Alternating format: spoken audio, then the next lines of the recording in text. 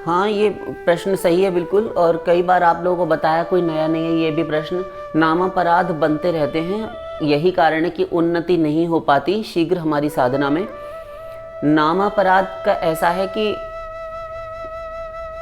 हमारे भक्ति शास्त्रों में, हमारे षड गोस्वामियों ने, या गोस्वामियों से पहले भी देखो, किसी भी भक्त के प्रति, भगवान के किसी भी जन संत के प्रति, हरिजनों के प्रति निंदा का भाव, उनके विषय में दुर्भावना करना, उनकी अवज्ञा करना, अवमानना करना, उनको निग्लेक्ट करना, ये सारा नामापराध की श्रेणी में आता है। एक नामापराध ये भी है कि मैं तो बहुत श्रेष्ठ हूं, होता है ना, मैं बहुत श्रेष्ठ हूं, दूसरा मुझसे हेय है, मुझसे गिरा हुआ है, मैं बहुत ऊंचा हूं।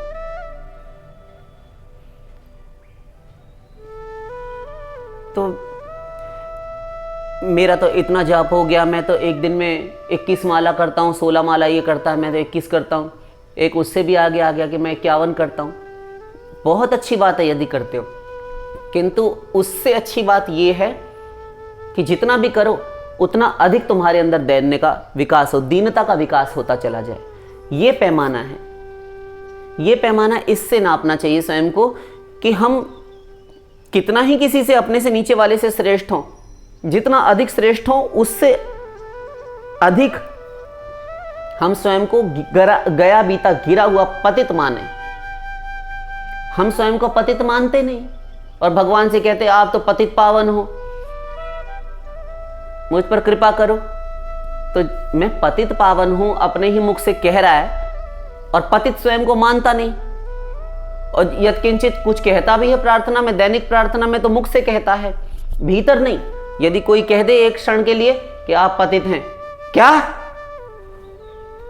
How dare you say that, तुम्हारी कहने की हिम्मत कैसे हुई, तुम्हारी ये मजाल, आग लग गई।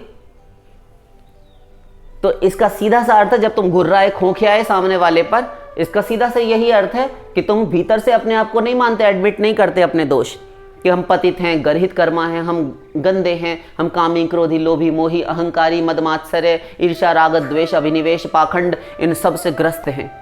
2-4 शब्द यही तो लोग कहते हैं समाज में, तुम्हें बुरा लगता है, क्यों? क्योंकि अभिमान है, शारीरिक अभिमान, देहाभिमान, अपनी योग्यताओं का, अपने रूप का, अपने बल का, अपने जनों का, कि हमारे पीछे इतने, तुझे पता मैं कौन हूं।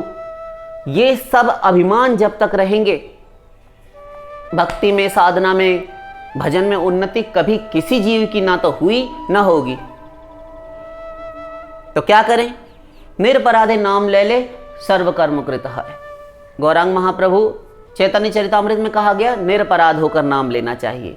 निरपराध कैसे होगा नाम जब हम अपने में कमियां देखेंगे, अपने में दोष देखेंगे। हैं सबके, लखी बिरल न पाए, रामायण उत्तरकांड, सबके हैं ये दोष, देख कोई विरला पाता है। और जो जान लेता है कि मुझ में ये दोष है, वो गुरु की बात मानता है, सही हो जाता है। जैसे कि आपको सदा से बताया कि कुपथ्य सेवन त्याग दो, कुसंग मत करो। तो नामापराध नहीं करना, स्वयं को कोई कुछ बुरा कहे, कहने दो, बकने दो। काका गागा के अंतर्गत ही मात्रा लगाकर एक बोल दिया कामी, का पे अकार, माँ पे ई की मात्रा, कामी हो गया। क्रोधी, आप जानते हैं कैसे लिखा जाता है। इन्हें में से 8-10 2-4 शब्द कोई बोलेगा, ये बड़ा बदमाश है, ये लुच्चा लफंगा है, ये आवारा है, ये 420 है। एक संख्या किसी ने बोल दिया, आपको आग लग गई। हाँ, ऐसे उड़ाओ। यदि उसने कुछ कहा, फील करने बैठ गए, उसने कुछ कहा, फिर फीलिंग हुई। ये जो अप डाउन लगे रहते हैं ना, तो ये आपको भक्ति में आगे नहीं बढ़ने देंगे। आप यही चिंतन किया करेंगे, एक ही मन है, ऊदो मन न भय 10-20। अब एक मन को एक संसार में, एक एरिया में लगाया जा सकता है। एक तो संसार में लगा लो, और या फिर ईश्वर में लगा लो। संसार में अर्थात माया में, माया और माया रचित संसार, एक तो ये हो गया। और एक माया का विजातीय तत्व, दिव्यता, ईश्वर, उसमें लगा लो। दुई की होई एक संग भुआलू, हसब ठठाई फुलाऊ बगालू। अट्टहास करके कोई हंसना चाहे और गाल भी फुलाना चाहे, यह युगपत नहीं हो सकता। हम तो गाल भी फुलाएंगे और अट्टहास करके हंसेंगे। अट्टहास करने के लिए जनाब आपको मुख खोलना पड़ेगा, और जब मुख खुला हुआ तो आप गाल नहीं फुला सकते। हाँ, रामायण। एक संग नहीं, एक म्यान में दो तलवारें नहीं रह सकती। जहां काम तहाँ राम नहीं, जहां राम नहीं काम, तुलसी का बहु कर ही सके। रवि रजनी एक ठाम, रवि और रजनी रात्रि एक स्थान पर एक साथ नहीं रह सकते। कृष्ण है सूर्य सम माया है अंधकार, जहां सूर्य तहां माया नाही अधिकार। सब एक बात। या तो तुम ईश्वर चिंतन कर लो या तुम संसार चिंतन कर लो। भगवत चिंतन यदि करना चाहते हो तो आपको ये सब चीजें त्यागनी होंगी। उसने वो कहा, फीलिंग हुई। उसने वो कहा, बुरा लगा। उसने वो कहा, आग लग गई, क्रोध आ गया, चिड़चिड़ापन, वैमनस्य, मन मुटाव, मनोमालिन्य, मन में कड़वाहट घुल गई। उसने ऐसा कहा, अजी हम उसकी जबान खींच लेंगे। ओ हो, अभी तो तुमको यही बीमारी घर किए हुए, जबान खींच लेंगे। ये जब तक तुम अपना शक्ति का प्रदर्शन करते रहोगे और तुम फील करते रहोगे और गुनते रहोगे मन में नवदा भक्ति सरीखी, उससे फिर कहते हैं, फिर उससे उसका गुणानुवाद करते हैं। जैसे करते हैं ना, ऐसे ही नवदा भक्ति संसार में भी होती है। उसने हमसे ऐसा कहा, हमने सुना, ये कीर्तन सुन रहे हैं, उसकी बुराई हुई, सुन रहे हैं, फिर हम दूसरे को जाकर बोल रहे हैं, वो ऐसा कह रही थी, वो ऐसा कह रहा था, वो ऐसा कर रहा था, हमने देखा।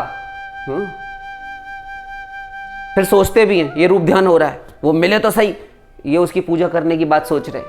लो, यही सब हुआ करता है। ये घातक है, ये घातक है।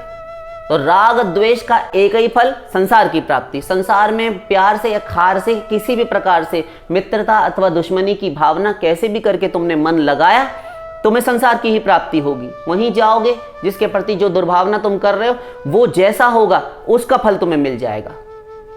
उस दुष्ट को चिंतन करने के कारण। और कोई सात्विक होगा, सतोगुणी, तो वो जहां जाएगा तुम वो बन जाओगे। वो रजोगुणी होगा, मृत्यु लोक में आकर जो कुछ बनेगा तुम उसके संबंधी बन जाओगे। बनना पड़ेगा। और त्रिगुणातीत होने के लिए महापुरुष संतों की, भगवान की उपासना। तो नामापराध, उनके नाम, सब नाम, अनंत नाम रूपाय विष्णवे प्रभ विष्णवे।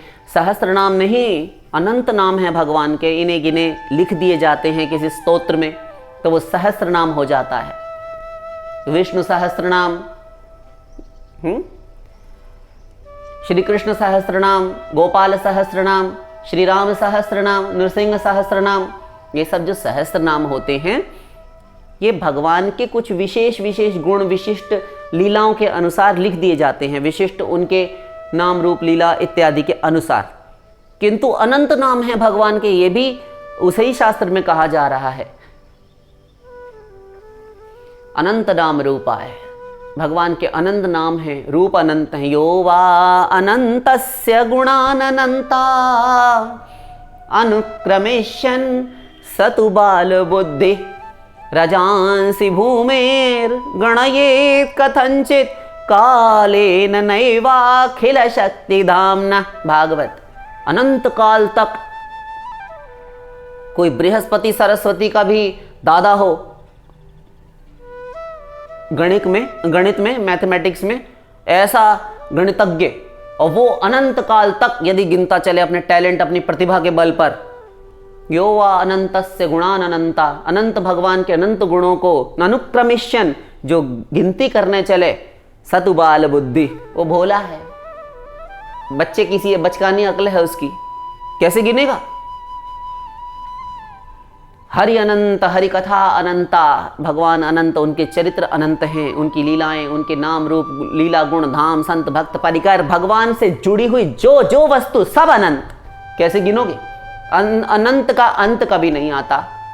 ओम पूर्णमदः पूर्णमिदं पूर्णात् पूर्णं मुदच्यते पूर्णस्य पूर्णमादाय पूर्णमेवावशिष्यते। बृहदारण्यकोपनिषद। अनंत में से अनंत निकाल लो, अनंत बचेगा। अनंत नहीं आ सकता, अनंत का अंत नहीं। तो भगवान के अनंत नाम हैं। आपको जो रुचिकर हो, आपकी भावना सहज जिससे नैसर्गिक जाकर जुड़ जाए, जिस नाम से, जिसमें आपको प्रीति हो जाए, वो नाम आपके लिए है। शेष सब में प्रणाम बुद्धि, सब में महत्व बुद्धि, सबको प्रणाम, सब में आदर बुद्धि।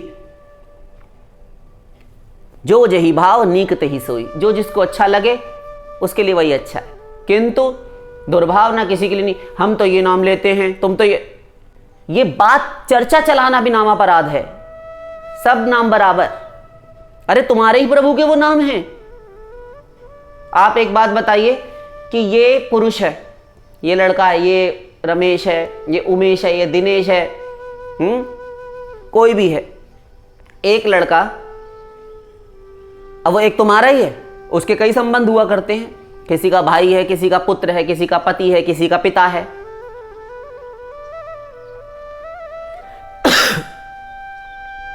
दुर्भावना क्यों? और कोई किसी में दुर्भावना नहीं करता। क्यों नहीं? तू उसको अपना बेटा कैसे कहती है, तो तू उसको अपना पति कैसे कहती है? अरे हमारा पति तो हम पति बोल रहे हैं, तुम्हारा बेटा है तो तुम बेटा बोलो। व्यक्ति एक ही है। इसलिए इन नामों के चक्कर में झगड़ों में नहीं पड़ना चाहिए कि वो छोटा वो बड़ा। ये को बड़ छोट कहत अपराध बालकांड। कौन बड़ा है कौन छोटा है भगवान का रूप, कौन नाम छोटा है कौन बड़ा है, ये कहने में अपराध है। तो नामों में भेद बुद्धि ना करे, तारतम्य ना करे, कौन सही है कौन गलत, सब सही है। रूप 10 अवतार श्री विष्णु पुराण के अनुसार, 24 अवतार श्रीमद् भागवत महापुराण के अनुसार, 2 अलग से हैं, हयग्रीव और हंस अवतार।